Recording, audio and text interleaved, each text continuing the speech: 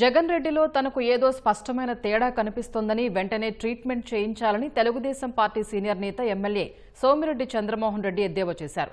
ఒకప్పుడు నందమూరి బాలకృష్ణ అభిమానిగా ఆయన బ్యానర్లు ఫ్లెక్సీలు మోస్తున్న జగన్ ఇప్పుడు తాడేపల్లి ప్యాలెస్లో కూర్చుని విచిత్రంగా వ్యవహరిస్తున్నారని మండిపడ్డారు.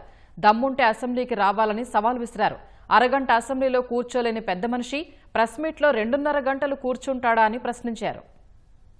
జగన్మోహన్ రెడ్డిలో నాకేదో తేడా కనిపిస్తుంది. ఒకప్పుడు బాలకృష్ణ గారి ఫ్యాన్ గా ఆయన ఫ్లెక్సీలు మోసి ఆయన ర్యాలీలు చేసినోడు ఈరోజు తాడేపల్లి ప్యాలెస్ లో కూర్చొని ఏం మాట్లాడుతుంటావు?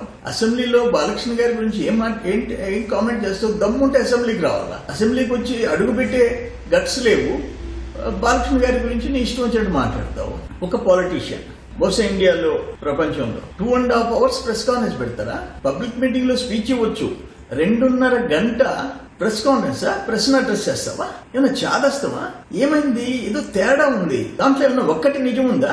లేదే పచ్చి అబద్దాలు రివర్స్ అంతా. అది ఏపీ గవర్నమెంట్ కూటమి ప్రభుత్వం ఏదన్నా చేస్తే దాన్ని వ్యతిరేకించడం, లేదా పక్క రోజు వచ్చి అది నేను తెచ్చింది అది అని చెప్పేసి మళ్ళీ చెప్పుకోవటం.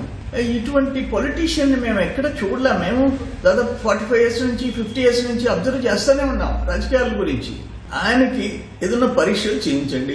సరే, తల్లి చెల్లి పక్కన లేరు. భారతమ్మ అన్న తీసుకోపోయి హాస్పిటల్లో బ్రెయిన్ టెస్ట్ చేయించండి. పరిస్థితులు అయితే మాత్రం తేడా కనిపిస్తున్నాయి. అందుకని డెఫినెట్ గా ఏదో ఉంది, నువ్వు ట్రీట్మెంట్ చేయించుకోవటం మంచిది అని చెప్పేసి మా సలహా.